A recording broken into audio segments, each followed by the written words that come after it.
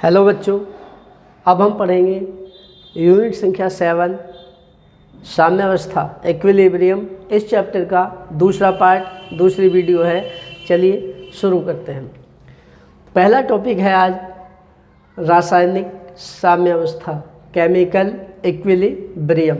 साम्यावस्था होती क्या है, तो देखिए क्या होती है। रासायनिक साम्यावस्था उत्क्रमणीय अभिक्रिया की वह अवस्था जिसमें अग्र तथा पश्च दोनों अभिक्रियाओं के वेग परस्पर बराबर हो जाते हैं, रासायनिक साम्यावस्था कहलाती है।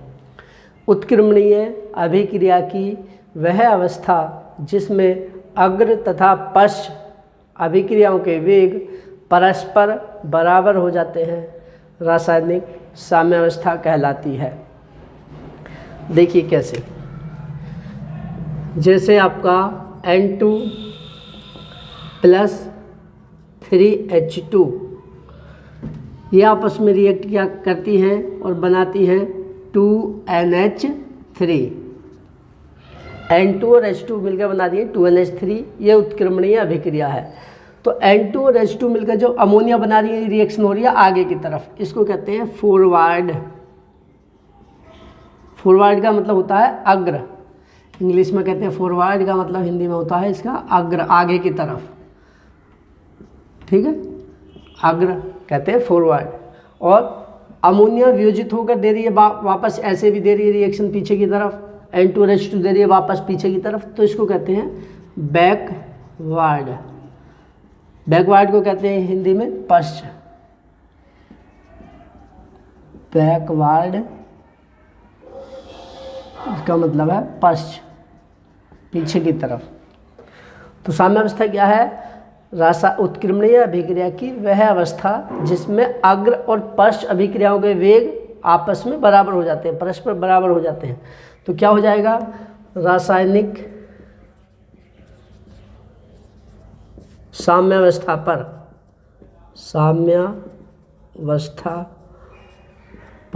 रासायनिक साम्यावस्था पर क्या हो जाता है? RF = RB। इसको बोलेंगे rate of forward reaction = rate of backward reaction. इसको पढ़ेंगे ऐसे।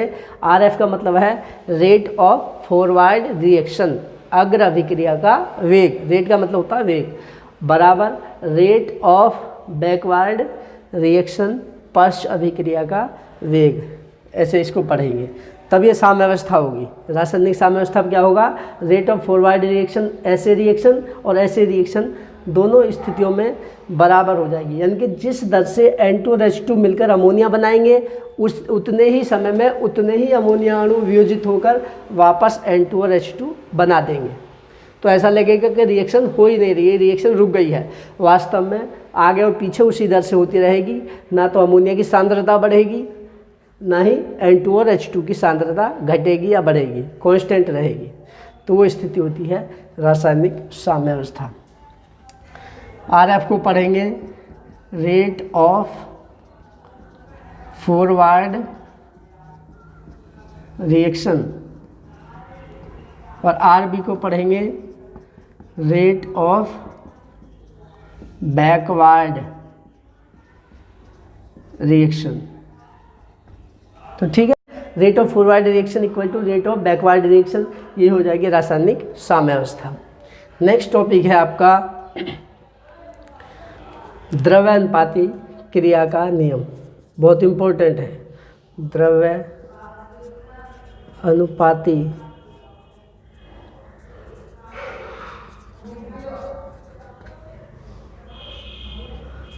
क्रिया का नियम। द्रव्यानुपाती क्रिया का नियम, इसको कहते हैं law of mass action. Law of mass action. Next topic है आपका द्रव्यानुपाती क्रिया का नियम, लॉ ऑफ मास एक्शन। इसको दिया था दो वैज्ञानिकों ने, गुडबर्ग और बागे। गुडबर्ग एंड वागे, दो वैज्ञानिक हैं, इन्होंने मिलकर दिया था। इसको गुड नहीं पढ़ेंगे, एल साइलेंट रहेगा। यह है ऐसे, गुडबर्ग व वागे, दो साइंटिस्टों ने मिलकर दिया था। द्रव्यानुपाती क्रिया का नियम, इसको किसने दिया था? गुडबर्ग और वागे ने मिलकर। तो क्या है द्रव्यानुपाती क्रिया का नियम? सुनिए। किसी पदार्थ के क्रिया करने की दर उसके सक्रिय द्रव्यमान के अनुक्रमानुपाती होती है तथा किसी रासायनिक अभिक्रिया के क्रिया करने की दर उसके अभिकारकों के सक्रिय द्रव्यमानों के गुणनफल के अनुक्रमानुपाती होती है। ध्यान से सुनिए। किसी पदार्थ के क्रिया करने की दर उसके सक्रिय द्रव्यमान के अनुक्रमानुपाती होती है और किसी रासायनिक अभिक्रिया के क्रिया करने की दर उसके अभिकारकों के सक्रिय द्रव्यमानों के गुणनफल के अनुक्रमानुपाती होती है। यही द्रव्यानुपाती क्रिया का नियम है।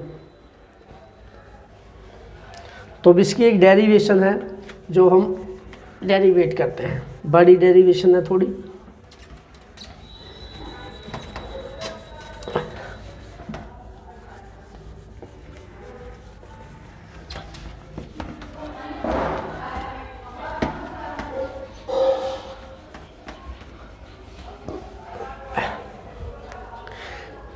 इस डेफिनेशन के जस्ट बाद क्या है डेफिनेशन द्रव्यानुपाती क्रिया का नियम?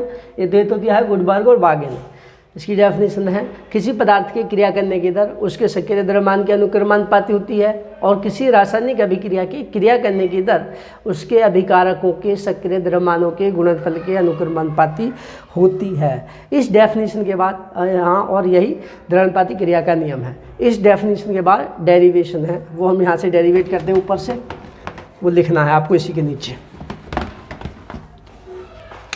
माना एक उत्क्रमणीय अभिक्रिया इस प्रकार है।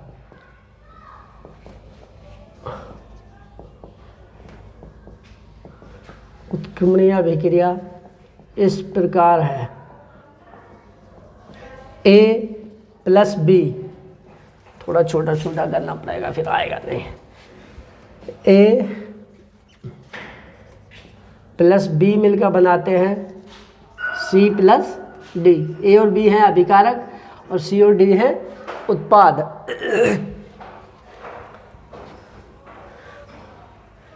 इनके सक्रिय द्रव्यमान क्या हो जाएंगे?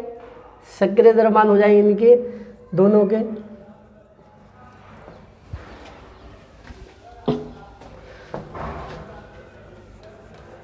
सक्रिय द्रव्यमान हो जाएंगे इनके। ये हो गई फॉरवर्ड रिएक्शन। आगे की तरफ A और B मिलकर C और D बना रहे हैं, ये अग्र अभिक्रिया है और C और D मिलकर बना देते हैं वापस A और B। ये हो गई बैकवर्ड रिएक्शन, पश्च अभिक्रिया। सक्रिय द्रव्यमान क्या हो जाएंगे इनके? सक्रिय द्रव्यमान हो जाएंगे इसका एक्टिव मास A, इन्हीं के नीचे को लिखने हैं, इन जो अभिकारक उत्पाद है इनके नीचे लिखने हैं। सक्रिय द्रव्यमान इसका एक्टिव मास हो जाएगा, इसका एक्टिव मास B, इसका एक्टिव मास C और इसका एक्टिव मास D। ये थोड़ा इनसे नीचे को, इस लाइन से नीचे को लिखने हैं, ठीक है, इन्हीं के सीध में। सक्रिय द्रव्यमान इसका एक्टिव मास है, इसका एक्टिव मास B, इसका एक्टिव मास C और इसका एक्टिव मास D। अग्र अभिक्रिया के लिए फॉरवर्ड रिएक्शन, हिंदी में लिखना चाहें तो आप लिख लेंगे अग्र अभिक्रिया के लिए। हिंदी में हो जाएगा इसका अग्र अभिक्रिया के लिए फॉरवर्ड रिएक्शन। अग्र अभिक्रिया क्या है? A+B मिलकर बना रहे हैं C+D, आधी अभिक्रिया लेने के बाद ऊपर वाला एरो। तो ये है आपकी अग्र अभिक्रिया, A+B मिलकर बना रहे हैं, आधा ही तीर लगाएंगे क्योंकि हम केवल आगे की अभिक्रिया ले रहे हैं, C+D। द्रव्यानुपाती क्रिया नियम से क्या हो जाएगा? द्रव्य अनुपाती क्रिया नियम से, द्रव्यानुपाती क्रिया नियम से हो जाएगा रेट ऑफ फॉरवर्ड रिएक्शन, अभिक्रिया करने किसी रासायनिक अभिक्रिया के क्रिया करने की दर यानी कि रेट ऑफ रिएक्शन, क्योंकि हम अग्र अभिक्रिया को ले रहे हैं, फॉरवर्ड रिएक्शन को ले रहे हैं, इसलिए रेट ऑफ फॉरवर्ड रिएक्शन लेंगे। Rate of forward reaction is directly proportional, यानी कि यह है अनुक्रमानुपाती या समानुपाती। एक्टिव मास अभिकारक क्या है, ए और बी, अभिकारकों के सक्रिय द्रव्यमानों के गुणनफल के अनुक्रमानुपाती होती है, यानी कि रेट ऑफ फॉरवर्ड रिएक्शन अनुक्रमानुपाती active mass A into active mass B, या रेट ऑफ फॉरवर्ड रिएक्शन बराबर इस अनुक्रमानुपाती चिन्ह को हटाने के लिए एक नियतांक की गुणा करेंगे, K1 into active mass A into active mass B. इसको मान लेंगे समीकरण फर्स्ट, जहाँ K थोड़ा इधर से करते हैं, जहाँ K1 अग्र अभिक्रिया का वेग नियतांक है, अग्र अभिक्रिया का वेग नियतांक है, स्थिरांक कह दीजिए चाहे तो, वेग नियतांक है। पश्च अभिक्रिया के लिए अब लेंगे, पश्च अभिक्रिया के लिए फॉर बैकवर्ड रिएक्शन,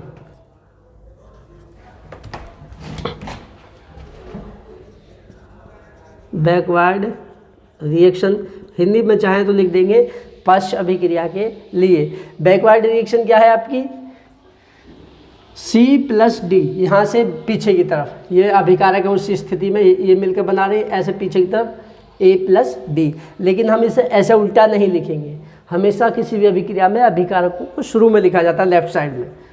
तो ये आधी अभिक्रिया ले लेंगे, C+D, ये मिलकर बना रहे हैं A+B, इसको ऐसा उल्टा नहीं लिखेंगे, C+D आगे नहीं लिखने हैं, क्योंकि हम आधी अभिक्रिया को ले रहे हैं, पश्च अभिक्रिया को, इसलिए C और D शुरू में ही लिखे जाएंगे, अभिकारक हमेशा शुरू में लेते हैं।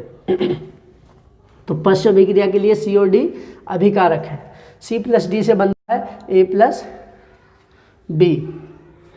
तो द्रव्य अनुपाती क्रिया नियम से क्या हो जाएगा, द्रव्य अनुपाती क्रिया नियम से, द्रव्य अनुपाती क्रिया नियम से क्या हो जाएगा, rate of backward reaction, rate of backward reaction के पश्च अभिक्रिया का वेग, बी को थोड़ा नीचे की तरफ लिखना है, आर के राइट साइड में नीचे की तरफ, रेट ऑफ बैकवर्ड रिएक्शन अनुक्रमानुपाती, इस अभिक्रिया के लिए अभिकारक क्या है, पश्च अभिक्रिया के लिए C और D, इनके सक्रिय द्रव्यमानों का गुणनफल, रेट ऑफ बैकवर्ड रिएक्शन अनुक्रमानुपाती active mass C into active mass D,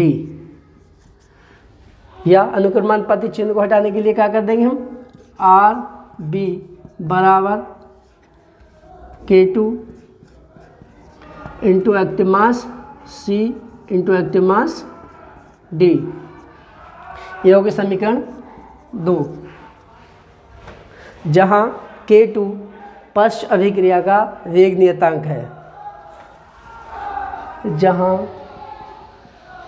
K2 पश्च अभिक्रिया का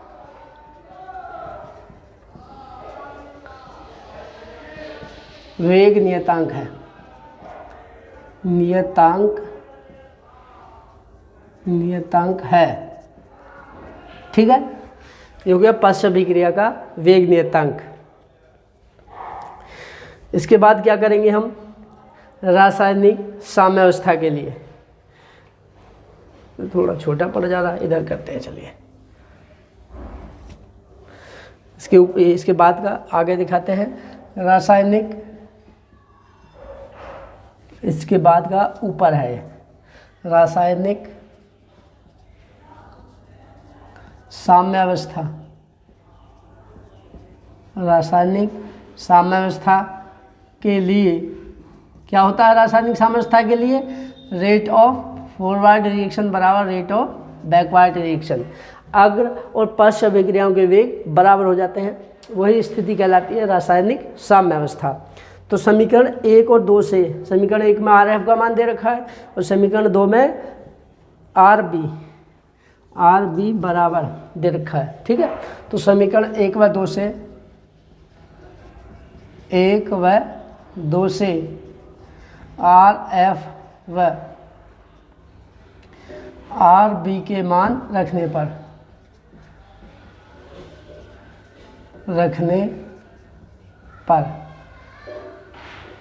तो क्या हो जाएगा, आर एफ की जगह रख देंगे हम K1 active mass A into active mass B, K1 into ये active mass A into active mass B बराबर आर बी बराबर दे रखा है K2 into active mass C into active mass D, यानी कि K2 into active mass C into active mass D। समीकरण 2 से मान रख दिए। अब क्या करेंगे, K2 को इधर ले आएंगे और active mass A into active mass B को इधर ले जाएंगे, तो ये बटे में इधर हो जाएगा और ये A इंटू B बटे में इधर हो जाएगा। तो क्या हो जाएगा, K1 बटे K2 बराबर active mass C into active mass D बटे ये वाला नीचे आ जाएगा बटे में active mass A into active mass B। ठीक है, ये वाला इतना पोर्शन इधर बटे में आ जाएगा, इधर K2 बटे में आ गया। तो K1 बटे K2 की जगह हम एक नया मान रख देते हैं, क्या, Kc बराबर active mass C into active mass D बटे active mass A into active mass B। ये हो गया आपका द्रव्यानुपातिक क्रिया नियम से एक डेरिवेशन, जहाँ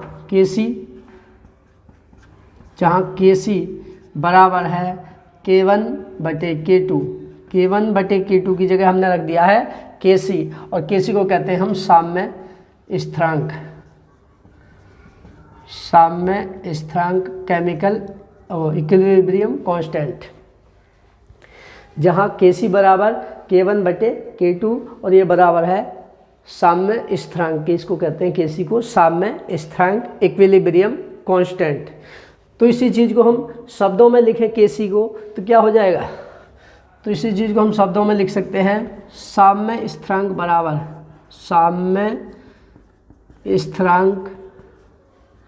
बराबर C और D क्या है, उत्पाद। इस रिएक्शन में C और D क्या थे, उत्पाद, ये अभिकारक थे, ये उत्पाद थे।